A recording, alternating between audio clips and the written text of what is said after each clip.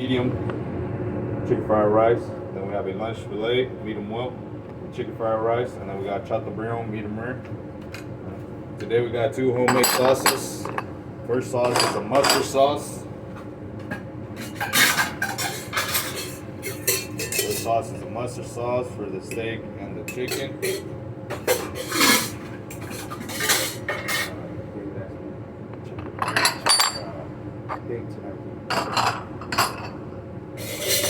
Second sauce we have is the ginger sauce for the vegetables and seafood.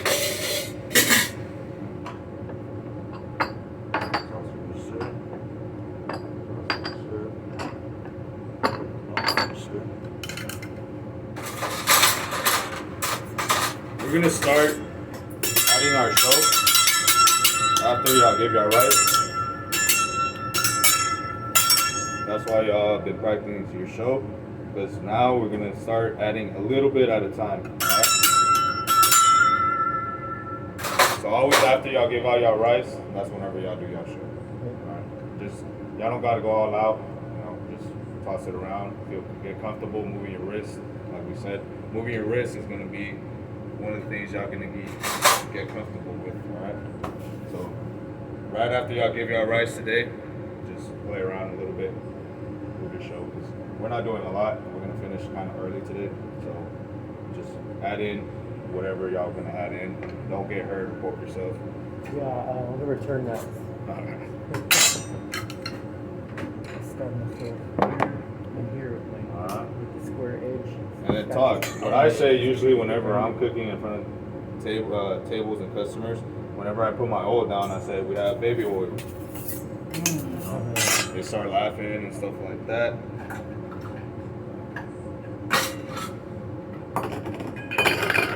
Alright, now we got our chicken for our fried rice. Our veggies. Usually, for me, where I wait my chicken to be ready, I do my little trick. I spin my egg and I say egg roll. You need to do that. You can have your spatula back. We got an egg roll. You know? Many things y'all can do with the egg. There's a lot of people that spin it. They have this bowl here. They have an egg like this. Then they put it down. They tap it or whatever. They got two eggs. You know, there's always things to do, trick-wise, with the eggs. Just get comfortable with whatever you like. This trick took me a little while to get down. Sometimes it breaks, but I catch it on top of my hat. Within time, y'all will learn how to do it. But just go on YouTube, like I said, search up egg tricks, hibachi egg tricks or stuff like that. There's many egg tricks you can do. I bounce it. There's some people that catch it here, bounce it. Some people that actually go like this, you know, catch it in the head. He usually makes one egg and then pops up two, stuff like that. So start looking into more tricks using that.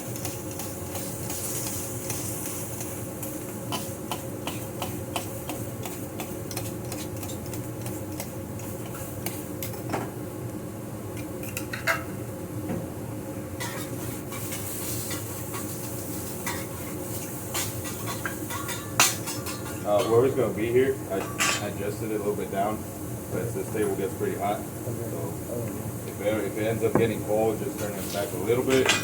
But I wouldn't recommend it turning it back on all the way because this one gets real hot.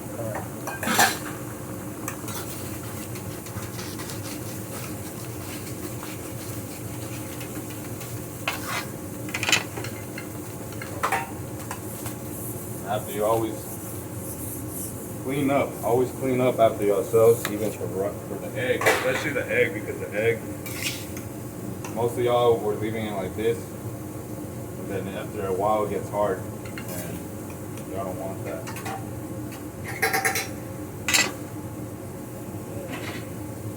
Rice, a little more oil.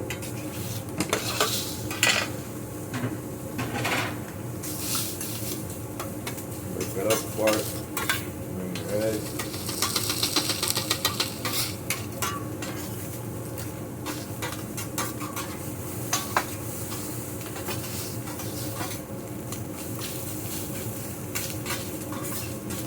point, your first mixing point, always remember your first one, you mix it a little bit.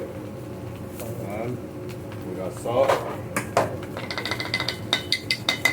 pepper, sesame seeds. Usually what I say whenever I put it, my garlic butter, I say we got ice cream.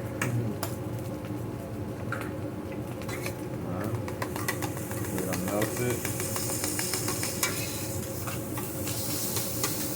And y'all see, if y'all leave it too long in a hot grill, they start getting burnt. And that's one of the reasons we want a little extra rice, and why y'all want to practice your wrist movement, so stuff like that doesn't happen, or y'all know what to do whenever that happens.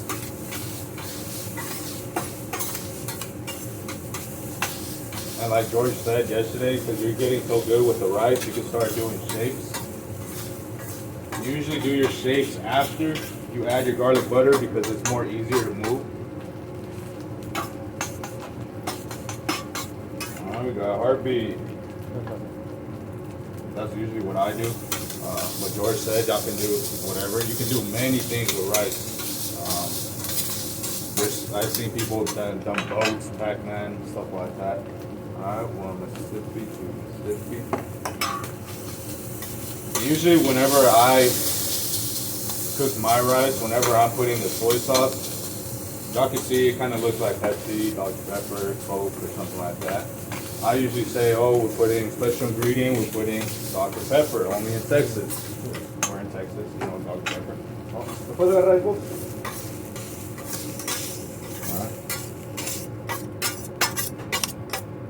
Alright, getting some rice bowls, but always move it to the side, especially with a hot table.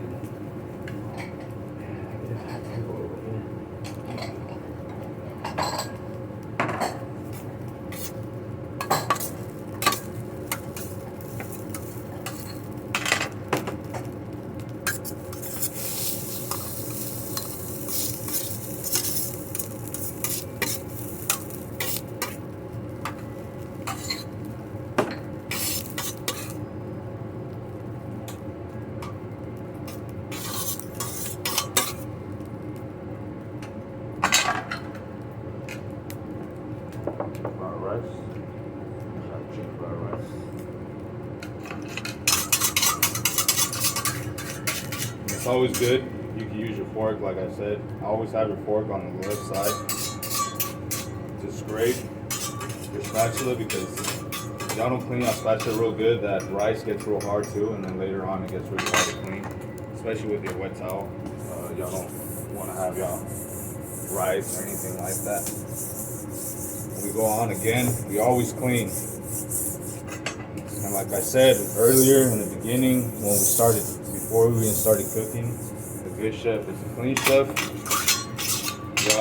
The way y'all cook here represents how you are for yourself. I like working clean, even in the back. It doesn't matter if you're in front of customers. Having your cart all cleaned up in the bag, whenever y'all prepping, always being clean, it's part of being a good chef. You're always gonna hear that, well, at least from me. Alright, like if y'all prepping, hey, like clean up, tidy up, do something, you know, sweep if y'all have stuff on the floor. Always be cleaning beside you, especially. Not even because corporate comes. Corporate does get on us for that, but it doesn't matter if corporate's here or not. Always be clean. Alright, then you pass your towel, like always. And underneath, you always clean your spatula and your fork.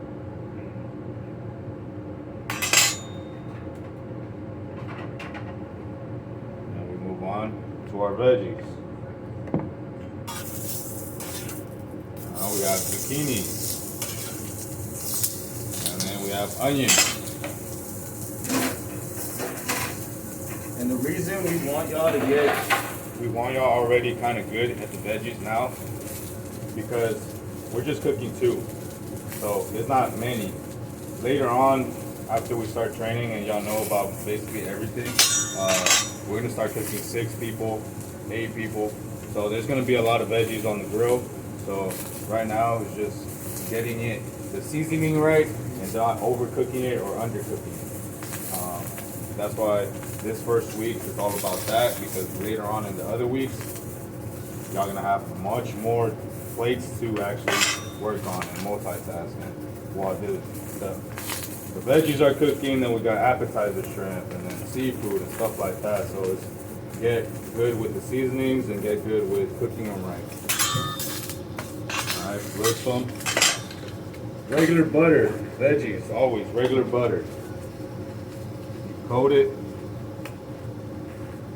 You got salt, pepper.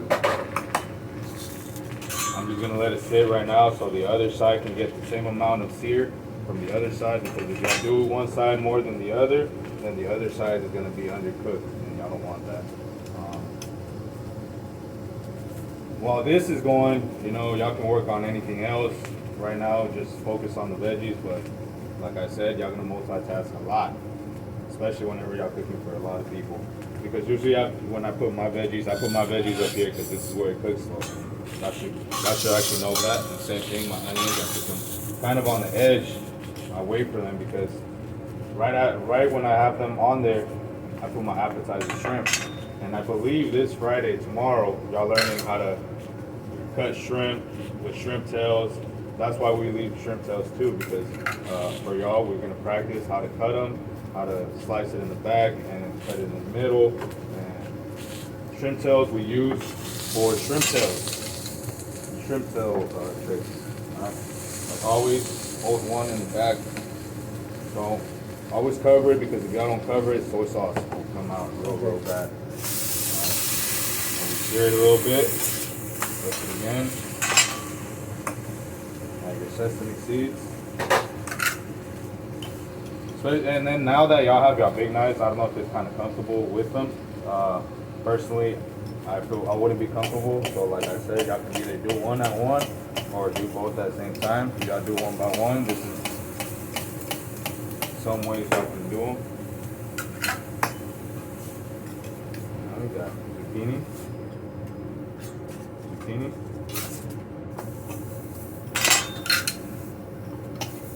your onion. Usually onion, we just give them one slice in the middle, one slice in the middle. But sometimes, I don't know if y'all seen them, some onions are huge.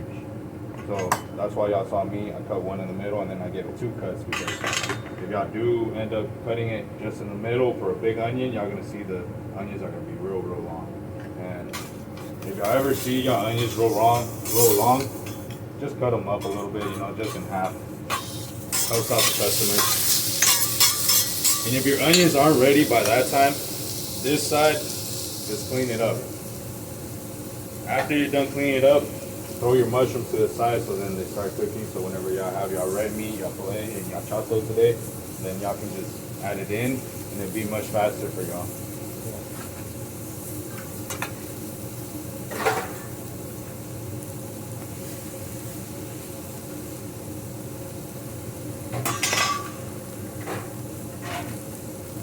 Alright, we have mushroom.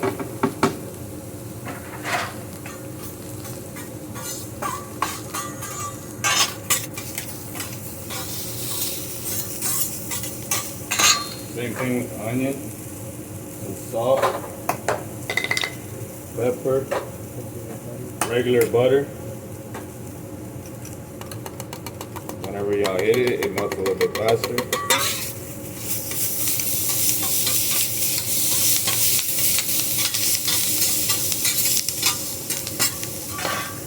Add your sauce.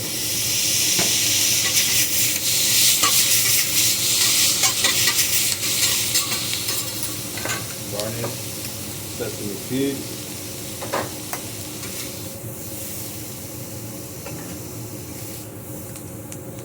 onion,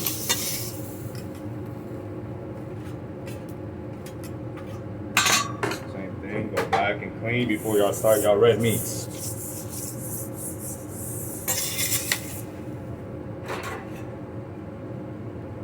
And today, because we have one fillet that's going to be medium well, and that will be the lunch fillet. Like we said, me and George, know whenever it's the right time to put your fillets down. based on temperature wise. Medium rare is gonna cook way faster than medium well and medium. So having your just, if you are able to today, not if y'all can't, have one of your lunch filet to the side, searing, cooking, and then have your regular filet, medium, in the middle, searing up, cooking. Chateaubriand, just leave it till the end. Y'all will do that one the last, so then y'all can actually work on that really, really good. Because Chateaubriand, like I said, is the most expensive item on our menu. And like I said, just a little bit of oil. This will be our lunch filet. This will be our dinner filet. And there's many, many cuts to them. Even some of the dinner filet may look like this, and you just gotta work with it. Usually this one here, this is a dinner.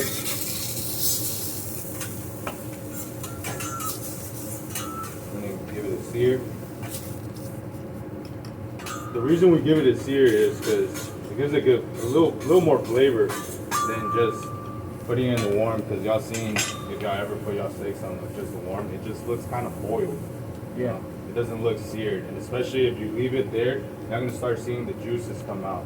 Y'all don't want the juices coming out because we want them in the meats, so then it's more flavorful, it's more tender. This is way tender than the steaks we had yesterday. The steaks, for me, I would rather have steak medium rare than filet medium rare. Because filet is so tender, I would rather have it more in the medium side because it's not going to be as chewy as the steaks. So for me, what I would recommend if the customer didn't know, because sometimes you will get asked that, you're like, oh, for you man, we have filet medium or something, or well done, and they're like, oh, I didn't know how to order it. How do you recommend it? Always say medium because it's in the middle. It's cooked all the way. It's still pink in the inside, still juicy, but it's not raw or it's not overcooked. So always recommend medium if they don't know what temperature it is. So for the filet, this is the dinner filet. The dinner filet.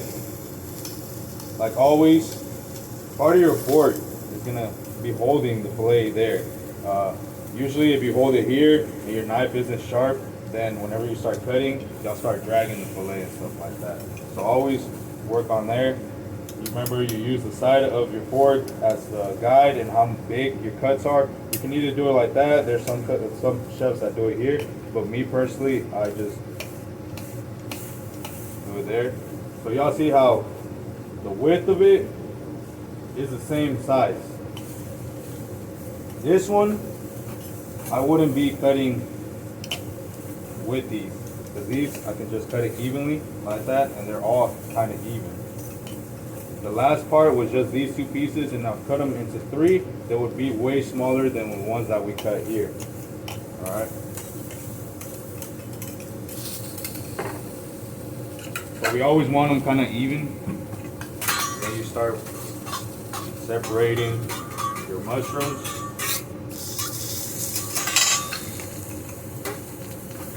Medium, so we want all sides to be seared, because if y'all end up giving one side say like that, you just leave this one and you don't flip it, and all these are kind of medium. This one's still kind of raw, and y'all just want to sear every single side of them.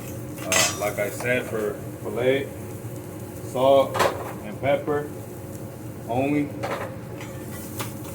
You mix it up. You move it to the side for maybe about 15 seconds, 10 seconds, just so it can rest a little bit. Letting it rest is going to help it kind of get to that temperature, more near that temperature than it would be right here. That's why we move our meat, our filet mignon, to the side, so it can rest a little bit, and then we serve filet mignon dinner.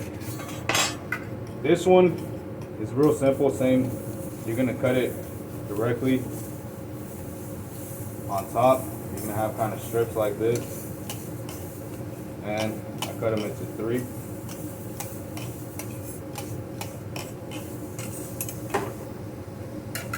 The same thing, y'all want each side to be seared.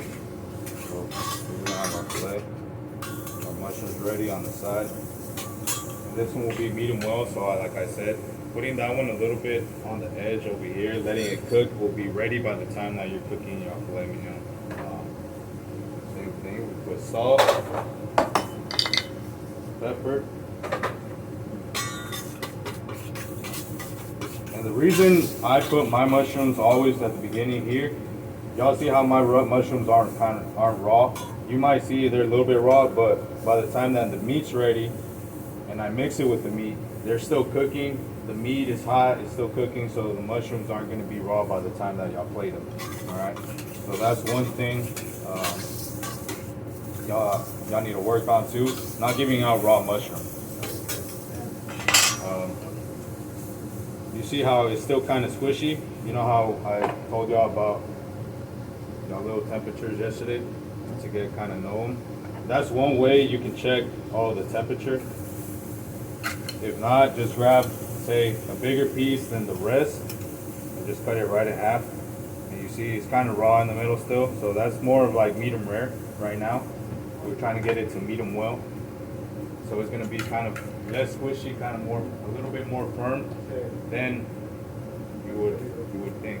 So if y'all would like grab your ring finger with your thumb, get to know how it feels medium well, because a lot of people, temperature wise, they think the pink and the juices that come out from the meat is blood.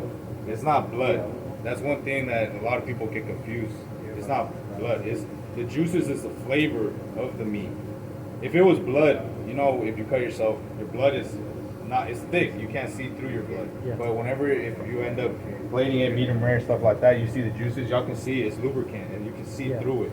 It's not blood, and so a lot of people get a mistake with that. So right now it's more in like the medium side, but we want it medium well.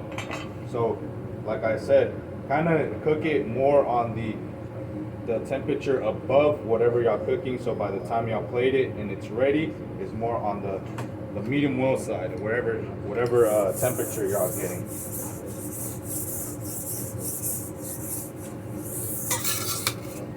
Now we're moving to our Chateaubriand. And there, like also, like we said, the Chateaubriand it can be many cuts. Because y'all see this one's kind of more flat. This one's more kind of a pushed in and stuff like that. This one's flat like that. So there's many ways y'all can cut filet mignon. We're gonna start with the ugly one.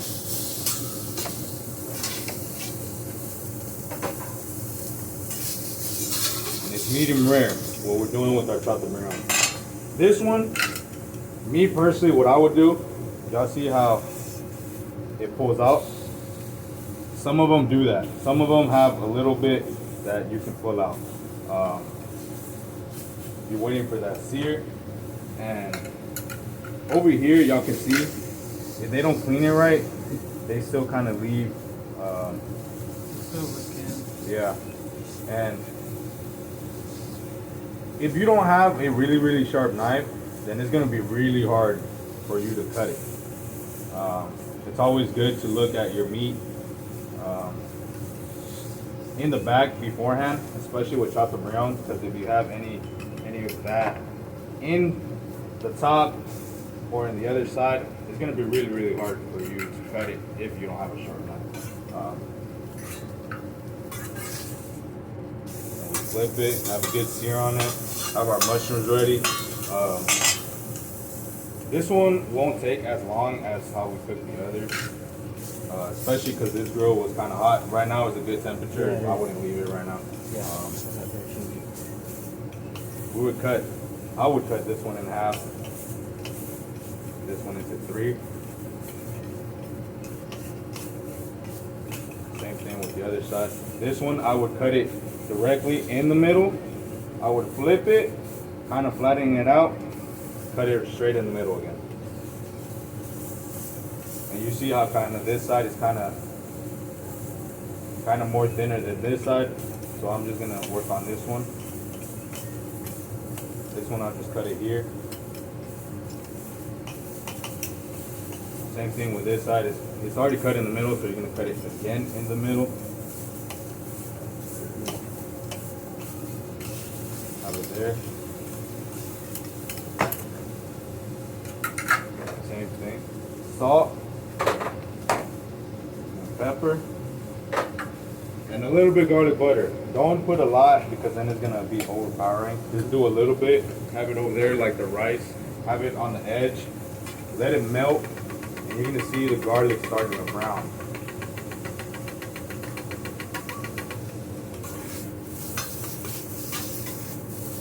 And make sure you're moving it constantly, this one, because y'all don't want to leave it there, because the more you move it, the less kind of, it takes a little bit longer to cook.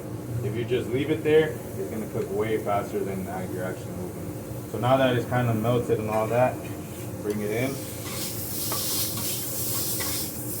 Mix it up. Give it a good mix. And we have Chateaubriand, medium rare. That's how you cook that cut. That's how I would cut it up.